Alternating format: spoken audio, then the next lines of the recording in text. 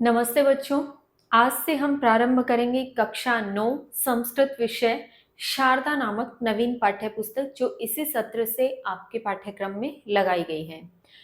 तो सबसे पहले तो हम इस विषय का शब्द जो मैंने उच्चारित किया है उस पर ध्यान दें। संस्कृत होता है न कि संस्कृत, क्योंकि इसमें सम उपसर्ग लगता है, इसलिए इसका उच्चारण संस्कृत के स्वरूप में होता है।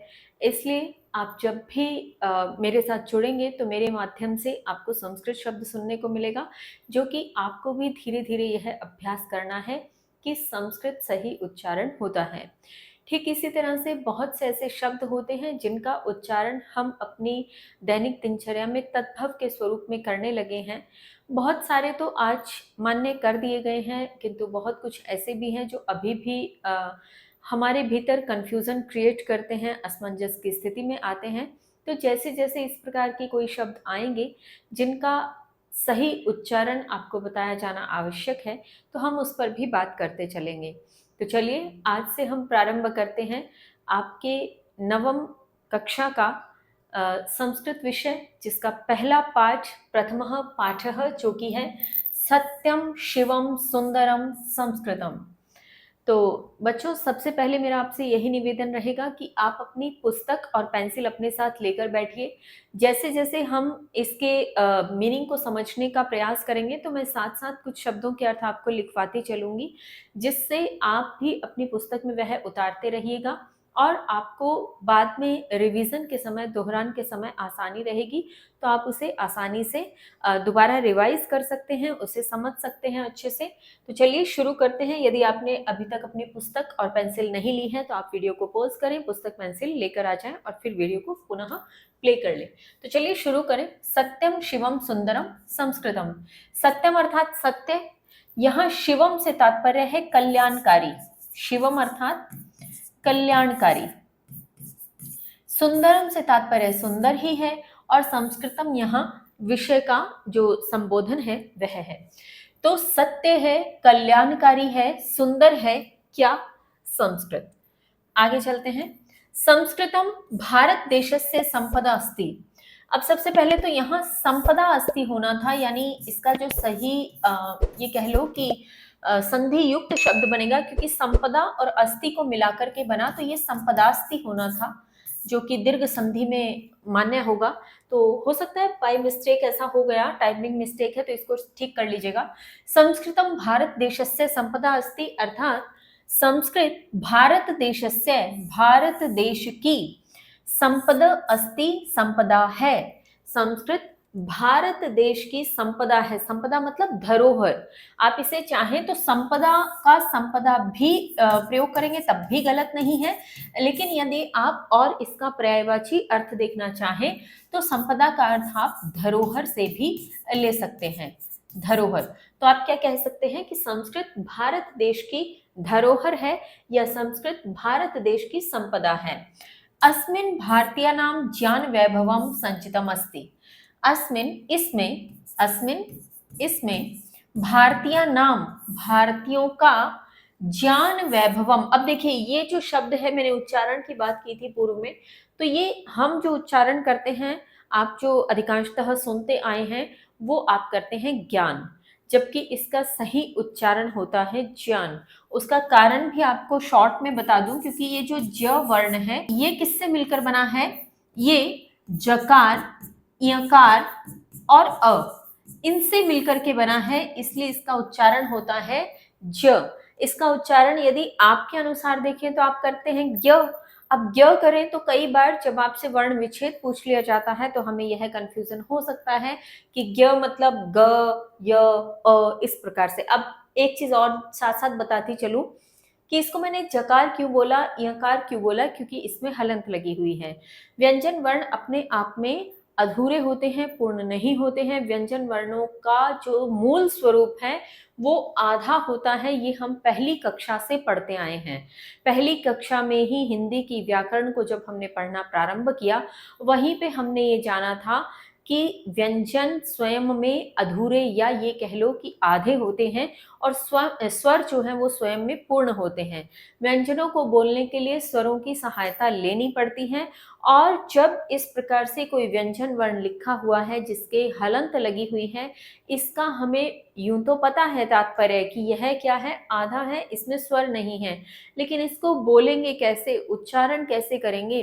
तो इसको ऐसे समझिए कि इसकी हमने जो है हलंत लगा करके टांग तोड़ दी एक प्रकार से। अब टांग तोड़ी तो ये बाइक या कोई भी टू व्हीलर पर बैठने में थोड़ा असमर्थ है, लेकिन कार में ये बड़ी आसानी से बैठ सकता है। तो हम इसको कैसे उच्चारित करेंगे? जकार, इयकार, इस प्रकार से किसी भी व्यंजन वर्ण के नीचे जब हलंत लगा हो अर्थात वह अपने आप में आधा हो, उसका मूल स्वरूप लिखा हुआ हो, तो उसका उच्चारण करने के लिए हम उसके पीछे कार शब्द का प्रयोग करते हुए कह सकते हैं। अब जैसे हम कहें ककार, तो आप कैसे लिखेंगे ककार? यदि आपसे कहा जाए तो इस प्रकार से, यदि आपसे कहा जाए पकार तो कैसे लिखेंगे? इस प्रकार से। तो ये व्यंजन वर्ण जो स्वयं में आधे हैं उनको उच्चारण करने का तरीका है। तो चलिए, आपने दो तीन चीजें सीख ली। एक आपने सीखा कि ज जो वर्ण है वो किनसे मिलकर बना है और आधे व्यंजन वर्ण को कैसे उच्चारण इनका किया जाता है और किस आधार पर हम व्यंजन और स्वरों की बात करते हैं, ये हमने जाना। एक बार मैं ये इरेज कर देती हूँ अब, ताकि आपको यहाँ शब्दों के अर्थ लिखने में असुविधा ना हो। तो चलिए हम अब चलते हैं अपनी पुनः पंक्ति की ओर। अस्मिन् भारतीयानां ज्ञान वैभवम संचितम अस्ति। अस्मिन्, इसमें भारतीयानां, भारतीयों का, ज्ञान वैभवम, ज्ञान वैभव, संचितम अस्ति, संचित है। ज्ञान रूपी जो वैभव है यानी उनके भीतर जो नॉलेज है, जो ज्ञान है, उसका वैभव संचित है किस में? संस्कृत में। इसमें यानी संस्कृत में। तो यहाँ सर्वनाम स्वरूपी शब्द का प्रयोग हुआ। संस्कृताध्ययनेन मानवः सुसंस्कृतः भवति। संस्कृताध्ययनेन, संस्कृत के अध्ययन से, मानवः, मानव, सुसंस्कृतः भवति, सुसंस्कृत होता है। भवति का अर्थ होता है, भवति होता है। पुनः देखें, संस्कृत के अध्ययनेन, अध्ययन से, मानवः, मानव, सुसंस्कृतः, सुसंस्कृत, भवति मैंने होता है। सुसंस्कृत होता है यानी संस्कारवान होता है, उसके भीतर जो है संस्कार आते हैं, वो शुद्ध होता है एक प्रकार से। भारतीय भाषाणां सुचारु रूपेण अध्ययनार्थम संस्कृतम नितराम अपेक्षितम अस्ति। भारतीय भाषाणाम अर्थात भारतीय भाषाओं का सुचारु रूपेण, सुचारु रूप से, अध्ययनार्थम, अध्ययन के लिए, संस्कृतम, संस्कृत, नितराम, नितराम मैंने नितांत, नितराम अर्थात नितांत, अपेक्षितम अस्ति, अपेक्षित है। अपेक्षित का मतलब चाही गई है या बहुत ज्यादा जरूरी है, ये कह सकते हैं। भारतीय भाषाओं के सुचारू रूप से अध्ययन के लिए संस्कृत नितांत अपेक्षित है। क्यों अपेक्षित है संस्कृत? क्योंकि हम ये पहले से पढ़ते हैं, आप जानते भी होंगे कि संस्कृत अन्य सभी भाषाओं की क्या है? जननी है। तो जब हमें अन्य कोई भी भाषा समझनी, पढ़नी, जाननी है, तो संस्कृत को आप जाने बिना उसका अध्ययन पूर्ण रूप से नहीं कर सकते। यदि आप कर रहे हैं तो कहीं ना कहीं आप बहुत से शब्द ऐसे हैं जो संस्कृत के सीख रहे हैं, जिन्हें हम तत्सम स्वरूप कहते हैं, है ना। तो भारतीय भाषाओं के सुचारू रूप से अध्ययन के लिए संस्कृत नितांत अपेक्षित है। संस्कृताध्ययनेन किं किं साधितं भवति इति विषयम् अधिकृत्य कविनां सुंदरम गीतम प्रस्तुतम। संस्कृताध्ययनेन, संस्कृत के अध्ययन से, किम किम, क्या क्या, किम अर्थात क्या, क्या क्या, साधितम, साधित, भवति होता है, साधित होता है या लक्षित होता है या प्राप्त किया जा सकता है। इति विषयम, इति मैंने इस, विषयम मैंने विषय पर, अधिकृत्य अधिकार करके या इसको आधार बनाकर, आधार करके, इस विषय को आधार करके, आधार करने से तात्पर्य बेस लिया। इसका बेस क्या है कि संस्कृत के अध्ययन से क्या क्या हम हासिल कर सकते हैं, क्या क्या साधा जा सकता है, क्या साधित होता है, लक्षित होता है, इस विषय को आधार करके यानी इसको बेस बनाकर कवि ने सुंदरम, सुंदर, गीतम, गीत, प्रस्तुतम, प्रस्तुत किया है, सुंदर गीत प्रस्तुत किया है।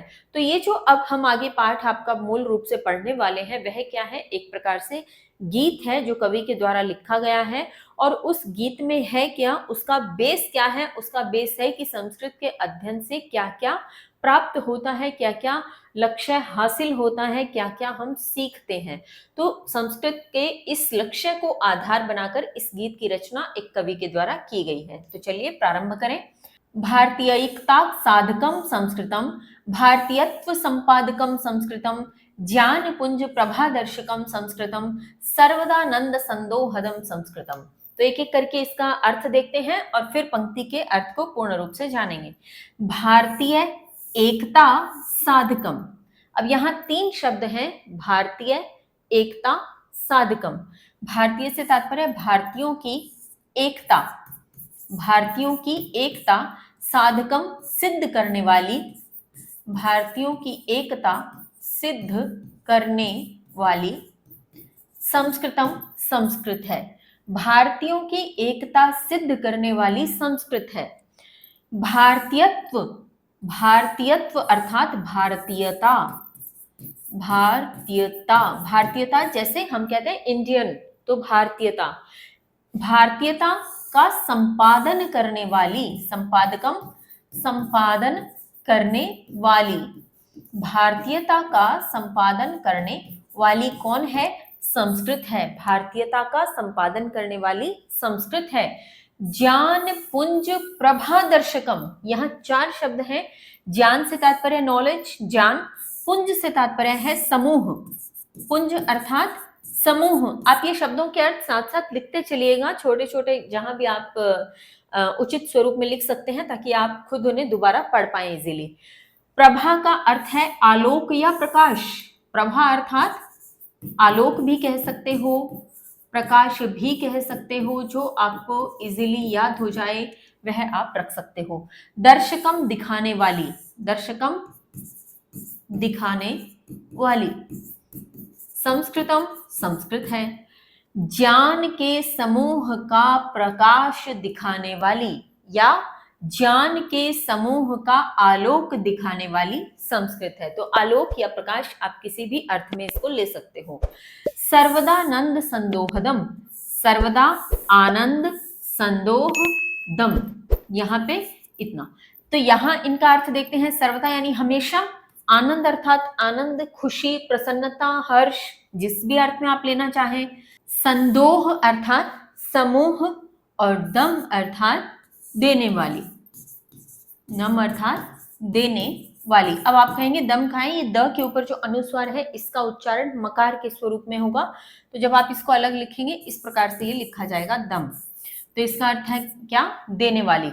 और संदोह का अर्थ आप लिख सकते हैं समूह। समूह के लिए पहले भी एक शब्द आया जो हमने किया, यहाँ पे पुंज, पुंज का अर्थ भी क्या था, समूह, और संदोह का अर्थ भी क्या है, समूह। ये पर्यायवाची शब्द हैं, जैसे आप हिंदी में करते हैं ऐसे संस्कृत में भी पर्यायवाची शब्द होते हैं। तो चलिए पूरा अर्थ एक साथ देखें कि हमेशा आनंद का समूह देने वाली संस्कृत। अब ये तो हुआ एक एक पंक्ति करके अर्थ। अब एक साथ पूरे श्लोक का, पूरे जो पद्य है उसका अर्थ देखते हैं। भारतीयों की एकता को सिद्ध करने वाली संस्कृत है, भारतीयता का संपादन करने वाली संस्कृत है, ज्ञान के समूह का प्रकाश दिखाने वाली संस्कृत है, हमेशा आनंद के समूह को देने वाली संस्कृत है। तो इस प्रकार से यह पद्य पूर्ण हुआ। आगे चलते हैं। सर्व मस्तिष्क संस्कारकम संस्कृतम, सर्ववाणी परिष्कारकम संस्कृतम, सत्पथ प्रेरणादायकम संस्कृतम, सद्गुण ग्राम संधायकम संस्कृतम। चलिए एक एक शब्द के अर्थ पे पहले बात करते हैं। सर्व मस्तिष्क संस्कारकम, सर्व सभी के, मस्तिष्क यानी बुद्धि को, मस्तिष्क अर्थात बुद्धि को, संस्कारकम संस्कृत करने वाली, संस्कृत करने वाली, या हम कह सकते हैं, जो उच्चारण भी यदि आपके अनुसार करने का प्रयास करूं ताकि आप समझ पाए, संस्कारित करने वाली, संस्कारित करने वाली। बच्चों यहाँ संस्कार जो शब्द है, उस संस्कार को मैं संस्कार का प्रोनाउंसिएट कर रही हूं। ठीक है, क्योंकि संस्कार, संस्कृत ये सम उपसर्ग से लगे शब्द हैं, बने शब्द हैं, इसलिए यह संस्कृत, संस्कारित इस प्रकार से होता है। लेकिन चलिए, अभी आपके लिए मेरे साथ जुड़ना पहली बार हो सकता है, यदि आप पूर्व की कक्षाओं से मुझसे नहीं जुड़े हैं तो, इसलिए हम इसको संस्कारित बोलते हैं ताकि आपको सुनना और समझना आसान हो जाए। तो सभी की बुद्धि को संस्कारित करने वाली कौन? संस्कृत। सर्ववाणी परिष्कारकम, सर्व सभी की वाणी अर्थात वाणी को परिष्कारकम शुद्ध करने वाली, परिष्कारकम अर्थात शुद्ध करने वाली। बच्चों यहाँ संस्कारित या संस्कारित जो शब्द किया, इसका भी मतलब होता है एक प्रकार से शुद्ध करना, संस्कारों को डालना। संस्कार डालना मतलब एक प्रकार से उसका परिमार्जन करना, शुद्धिकरण करना। ठीक है, तो दोनों अर्थ एक दूसरे के पूरक हम कह सकते हैं, पर्यायवाची स्वरूप हम कह सकते हैं। तो सभी की वाणी को शुद्ध करने वाली कौन? संस्कृत। सतपथ प्रेरणादायकम, सतपथ अर्थात सन्मार्ग, सतपथ अर्थात सन्मार्ग, प्रेरणा, प्रेरणा का अर्थ प्रेरणा ही है, और दायकम अर्थात देने वाली, सन्मार्ग की प्रेरणा देने वाली संस्कृत, यानी सन्मार्ग। और इसको सरल शब्दों में क्या कह सकते हैं? अच्छे मार्ग। सत कहते हैं अच्छे, और मार्ग, अच्छे मार्ग की प्रेरणा देने वाली कौन? संस्कृत। सद्गुण ग्राम संधायकम, सद्गुण, सद्गुण यानी अच्छे गुण, सत्गुण। ग्राम, यहां ग्राम शब्द का अर्थ फिर से क्या है? समूह। अब देखिए आपके लिए समूह शब्द का तीसरा संस्कृत पर्यायवाची आ रहा है। पहले आपने किया पुंज, उसके बाद आपने किया संदोह, उसके बाद आपको मिल रहा है ग्राम। सद्गुण अर्थात अच्छे गुणों के समूह का, संधायकम संधान करने वाली, संधान करने वाली कौन? संस्कृत। अच्छे गुणों का के समूह का संधान करने वाली कौन? संस्कृत। तो अब पूरे पद का अर्थ एक साथ देखते हैं। सभी के मस्तिष्क यानी बुद्धि को संस्कारित करने वाली संस्कृत, सभी की वाणी को शुद्ध करने वाली संस्कृत, सतपथ यानी सत मार्ग की, सन्मार्ग की, अच्छे मार्ग की प्रेरणा देने वाली संस्कृत, सद्गुण यानी अच्छे गुणों के समूह का संधान करने वाली भी कौन है? संस्कृत। आगे चलते हैं आगामी पद की ओर। विश्व बंधुत्व विस्तारकम संस्कृतम, सर्वभूतैकता कारकम संस्कृतम, सर्वतः शांति संस्थापकम संस्कृतम, पंचशील प्रतिष्ठापकम संस्कृतम। एक एक शब्द का अर्थ देखते हैं पहले। विश्व बंधुत्व विस्तारकम, विश्व का अर्थ, विश्व शब्द इसी प्रकार भी ले सकते हो तब भी ठीक है, संसार लेना चाहो तब भी उचित है, विश्व भी हिंदी में भी प्रयोग किया जाता है। बंधुत्व का अर्थ है भाईचारा, बंधुत्व अर्थात भाईचारा।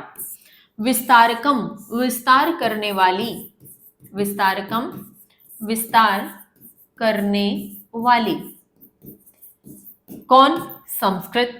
सर्वभूत ऐकता कारकम, सर्व में सभी, भूत का अर्थ यहां पे है प्राणी, प्राणियों में एकता, कारकम अर्थात करने वाली, कारकम अर्थात करने वाली, एकता का अर्थ एकता से ही लेंगे यानी यूनिटी जिसको आप कहते हैं। तो देखिए अर्थ, सभी प्राणियों में एकता करने वाली कौन? संस्कृत। फिर है सर्वतः शांति संस्थापकम, सर्वतः यानी सभी और, सर्वतः से तात्पर्य सभी और, शांति की स्थापना करने वाली या शांति की संस्थापक है कौन? संस्कृत।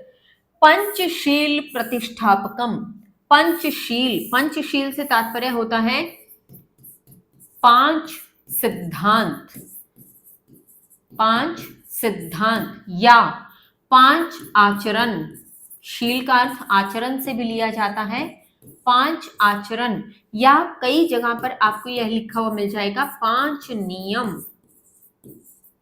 पांच सिद्धांत, पांच आचरण या पांच नियम। अब वो कौन से पांच नियम हैं, इसको इन शॉर्ट आपको फटाफट से पांचों के नाम बता दूं। अस्तेय, एक होता है अस्तेय, दूसरा अहिंसा, तीसरा सत्य, चौथा ब्रह्मचर्य, ब्रह्मचर्य, और पांचवा है मादक पदार्थों का त्याग, मादक पदार्थ यानी जो नशीले पदार्थ हैं उनका त्याग, मादक पदार्थों का त्याग। तो ये जो 5 नियम हैं, इन 5 नियम को अपनाने के लिए कहा जाता है, ये 5 हमारे व्यवहार के नियम कहे जाते हैं, अस्तेय, अहिंसा, सत्य, ब्रह्मचर्य और मादक पदार्थों का त्याग। तो पंचशील यानी ये जो 5 सिद्धांत, 5 नियम या 5 आचरण हैं, प्रतिष्ठापकम, प्रतिष्ठित करने वाली, प्रतिष्ठापकम, प्रतिष्ठित करने वाली, 5 आचरण को प्रतिष्ठित करने वाली कौन? संस्कृत। फिर से एक बार पूरे पद का अर्थ एक साथ देखें। विश्व में भाईचारे का विस्तार करने वाली संस्कृत, सभी प्राणियों में एकता को करने वाली, एकता का निर्माण करने वाली संस्कृत, सब और शांति की संस्थापक या शांति की स्थापना करने वाली संस्कृत, 5 आचरणों की प्रतिष्ठा करने वाली या उसको प्रतिष्ठित करने वाली संस्कृत। तो यहाँ पे आपको थोड़ा सा ये खिचड़ी सी पकती हुई दिखाई दे रही होगी, इसलिए मैं आपसे एक निवेदन करूंगी, जैसे जैसे हम शब्द के अर्थ यहाँ लिखते जा रहे हैं उसी समय साथ साथ लिख ले। यदि बाद में लिखने लगेंगे तो आप कंफ्यूज हो जाएंगे, तो आप साथ साथ लिखते जाएंगे, आपके लिए ज्यादा बेहतर है। आगे के पद्य की बात करते हैं। त्याग, संतोष, सेवा, व्रतम संस्कृतम, विश्व कल्याण निष्ठा युतम संस्कृतम, ज्ञान विज्ञान सम्मेलनम संस्कृतम, भुक्ति मुक्ति द्वयोद्वेलनम संस्कृतम। एक एक शब्द के अर्थ को देखें पहले। त्याग, संतोष, सेवा का व्रत क्या है? संस्कृत। यहाँ पे त्याग, संतोष, सेवा ये तीनों हिंदी में भी इसी प्रकार से प्रयोग किए जाते हैं कि त्याग, संतोष और सेवा का व्रत कौन है? संस्कृत। विश्व कल्याण निष्ठायुतम, विश्व अर्थात संसार या विश्व ही ले सकते हैं, कल्याण का अर्थ कल्याण होता है, निष्ठा युतम से तात्पर्य है निष्ठा युक्त, निष्ठा युक्त। तो विश्व के कल्याण की निष्ठा से युक्त कौन? संस्कृत। ज्ञान विज्ञान का सम्मेलन, यानी ज्ञान और विज्ञान, जो पहले में मैंने आपको समझाया कि इसका उच्चारण ज्ञान होता है, लेकिन फिर आपके उच्चारण के अनुसार बात करते हैं। ज्ञान विज्ञान का सम्मेलन या ज्ञान विज्ञान, इन दोनों का मिलन भी कौन? संस्कृत। भुक्ति मुक्ति द्वयोद्वेलनम, भुक्ति यानी भोग, मुक्ति से तात्पर्य मोक्ष यहां लिया गया है, द्वयो दोनों का, उद्वेलनम उत्थान करने वाली, उत्थान करने वाली कौन? संस्कृत। भोग और मोक्ष दोनों से ही हमारा उत्थान करने वाली कौन? संस्कृत। पूरे पद का अर्थ एक साथ देखें। त्याग, संतोष, सेवा का व्रत है संस्कृत, विश्व कल्याण की निष्ठा से युक्त है संस्कृत, ज्ञान और विज्ञान का मेल संस्कृत, भोग और मोक्ष दोनों का उत्थान करने वाली संस्कृत। इस प्रकार से आप इसके अर्थ को करेंगे। आगे के पद्य की ओर चलते हैं।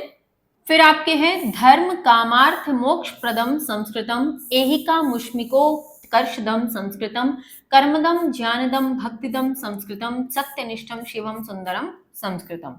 एक एक शब्द के अर्थ को देखते हैं पहले। धर्म, काम, अर्थ और मोक्ष, ये जो 4 तत्व की हम बात करते हैं, धर्म, अर्थ, काम, मोक्ष, यह आपने बहुत बार सुना होगा। धर्म से तात्पर्य धर्म से ही है, काम से तात्पर्य यहाँ प्रोडक्टिव सिस्टम से है जिससे सृष्टि चक्र चलता है, अर्थ से यहाँ तात्पर्य धन से है, और मोक्ष जो मृत्यु के पश्चात प्रत्येक प्राणी चाहता है। तो ये धर्म, अर्थ, काम और मोक्ष की बात है। प्रदम अर्थात देने वाली, प्रदम अर्थात देने वाली, धर्म, काम, अर्थ, मोक्ष देने वाली संस्कृत। एहिक, अब यहां 3 शब्द आप निकालेंगे। एहिक, आमुष्मिको, आमुष्मिक और उत्कर्षदम। एहिक से तात्पर्य इस लोक को, इस लोक को। आमुष्मिक से तात्पर्य है परलोक को, परलोक को। और उत्कर्षदम से तात्पर्य है उत्कर्ष देने वाली, उत्कर्ष देने वाली। अब अर्थ देखें। इस लोक और परलोक को उत्कर्ष देने वाली। लोक से तात्पर्य ये जो संसार जिसमें हम रहते हैं, यह संसार यानी इस संसार को और उस संसार को। परलोक की बात किसकी है? जो हमारे मृत्यु के पश्चात जो धर्म के स्वरूप में माना जाता है कि हम इस संसार से मरने के पश्चात दूसरे लोक को प्राप्त होते हैं, तो उसे परलोक कहा गया। इस लोक को और परलोक को उत्कर्ष देने वाली यानी उसको उन्नत करने वाली भी कौन? संस्कृत है। कर्मदम, कर्म देने वाली। अब यहाँ कर्म से तात्पर्य जो हम नित्य प्रति करते हैं उस कर्म से लिया जाता है, जिसे आप कर्म शब्द से भी संबोधित करें तो गलत नहीं है। दूसरा अर्थ यदि कर्म शब्द से लें तो पुरुषार्थ, पुरुषार्थ जो नित्य प्रति हमारे द्वारा किया जाता है, जो हमारा कर्म है। जैसे आपके द्वारा पढ़ना आपका कर्म है, तो ये आपके द्वारा क्या किया जाता है? पुरुषार्थ किया जाता है। हमारे द्वारा पढ़ाना कर्म है, तो ये क्या है? पुरुषार्थ है। तो कर्मदम यानी कर्म देने वाली, पुरुषार्थ देने वाली। ज्ञानदम, क्योंकि दम शब्द का अर्थ हम पहले देख चुके हैं, दम अर्थात देने वाली, तो जो पहले कर चुके हैं एज इट इज अगर दोबारा आएगा शब्द तो हम दोबारा अर्थ यहाँ नहीं लिखूंगी, आप उसको याद रखें, या आपको अगर उचित लगे तो आप लिख सकते हैं। कर्मदम कर्म देने वाली, ज्ञानदम ज्ञान देने वाली, भक्तिदम भक्ति देने वाली, संस्कृतम संस्कृत। फिर है सत्यनिष्ठम, सत्यनिष्ठा वाली। शिवम, जो मैंने आपको इस पाठ के टाइटल के स्वरूप में बताया, शिवम का यहां तात्पर्य है कल्याणकारी, कल्याणकारी। सुंदरम से तात्पर्य है सुंदर, और संस्कृतम से संस्कृत। सत्यनिष्ठा से युक्त, कल्याणकारी और सुंदर है संस्कृत। अब चलते हैं पूरे पद्य के एक साथ अर्थ पर। धर्म, काम, अर्थ और मोक्ष प्रदान करने वाली या देने वाली संस्कृत है। इस लोक को और परलोक को उत्कर्ष देने वाली या इन्हें उन्नत करने वाली संस्कृत। कर्म देने वाली, ज्ञान देने वाली, भक्ति देने वाली संस्कृत। सत्यनिष्ठा से युक्त, कल्याणकारी और सुंदर भी क्या है? संस्कृत। आगे के शब्द पद्य पे चलते हैं। शब्द लालित्य लीलावनम संस्कृतम, चारु माधुर्य धारा गृहम संस्कृतम, विश्व चेतस चमत्कारकम संस्कृतम, पूर्वजा नाम यशः स्मारकम संस्कृतम। शब्द लालित्य, शब्द लालित्य से तात्पर्य जो शब्द रूपी जो सुंदर लालित्य है, जो उसकी लालिमा है, शब्दों की जो साहित्य में प्रयोग किए जाते हैं उनकी सुंदरता है। लीला वनम से यहाँ तात्पर्य है खेल का वन। लीला वन को आप यूं भी प्रयोग करें तब भी ठीक है, लीला वन अपने आप में भी सही है हिंदी स्वरूप में। और यदि आप और इसके पर्यायवाची शब्द को देखना चाहें तो लीला के लिए तात्पर्य होता है खेल और वनम का तात्पर्य वन, तो खेल का वन। शब्दों की सुंदरता के खेल का वन है, या शब्दों के लालित्य के खेल का वन है। लालित्य से तात्पर्य आप यदि और शब्द के अर्थ पे जाना चाहें तो सुंदर भी लिख सकते हैं यहाँ। शब्दों की सुंदरता, शब्दों की सुंदरता के लिए खेल का वन है संस्कृत। चारु माधुर्य धारा गृहम, चारु से तात्पर्य यहाँ सुंदर, माधुर, माधुर्य अर्थात मीठा, मीठी या मीठा।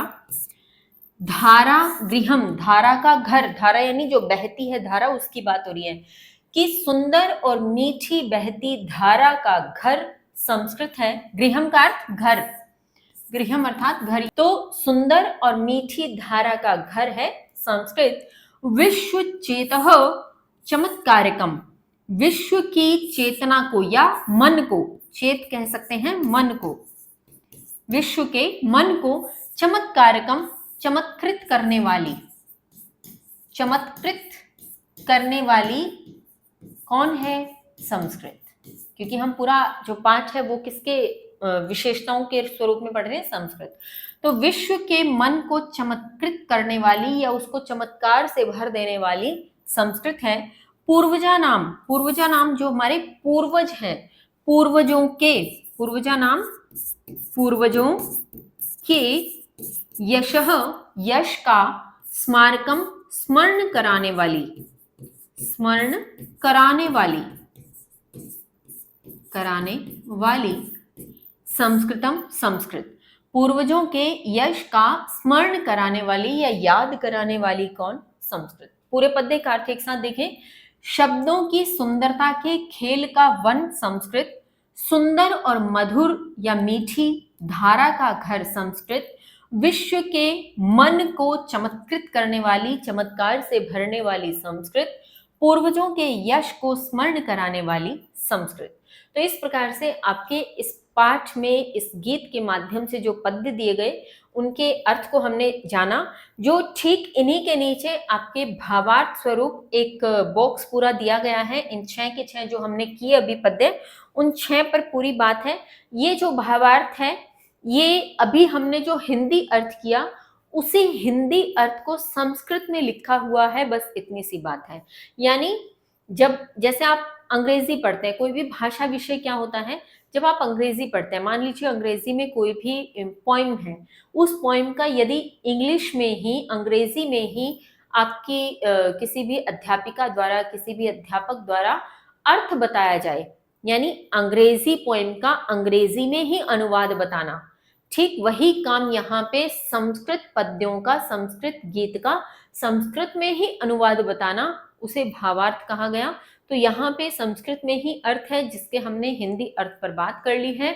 तो ये आप चाहें तो पढ़ेंगे, आपको समझ आ जाएगा। जब हमने हिंदी की, जैसे आप पढ़ेंगे कि संस्कृत भाषा भारतीय नाम ऐक्यम साधती, संस्कृत भाषा भारतीयों की एकता को साधती है, यानी उनको एक करती है। तो यही हमने पद्य के अनुसार पढ़ा था कि भारतीयों की एकता का जो कारक है उसको करने वाली कौन? संस्कृत।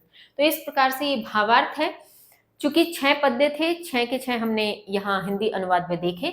आशा करती हूँ आपको समझ आए होंगे। और एक जानकारी कि आपके प्रत्येक पाठ को हम 3 भागों में बांटकर पढ़ेंगे, जिसमें पहले भाग में हम उस पाठ के हिंदी अर्थ को समझेंगे। दूसरे जो पार्ट है, जो दूसरा जो भाग रहेगा, उसमें हम आप ही के इस पाठ के पश्चात अत्र इदम अवधेयम नाम से एक कॉलम दिया हुआ रहेगा, उस कॉलम को पढ़ेंगे। उस कॉलम में जिस भी प्रकार की जानकारी होगी, चाहे वो व्याकरण संबंधी हो, चाहे वो आपके पाठ के किसी भी संदर्भ से जुड़ी हुई हो, तो उसे हम समझने का प्रयास करेंगे। और तीसरे भाग में हम करेंगे आपके पाठ के प्रश्नोत्तर को, अभ्यास कार्य को। तो प्रत्येक वीडियो के 3 भाग रहेंगे, जिसमें से आज हमने आपके इस पुस्तक की शुरुआत स्वरूपी पहले पाठ के हिंदी अर्थ को करते हुए पहले भाग को संपन्न किया। मिलते हैं दूसरी वीडियो में इस पाठ के जानने योग्य कॉलम के साथ, अत्र इदम अवधेयम वाले भाग के साथ। तब तक के लिए स्वस्थ रहिए, मस्त रहिए, पढ़ते रहिए। धन्यवाद। जय हिंद, जय भारत।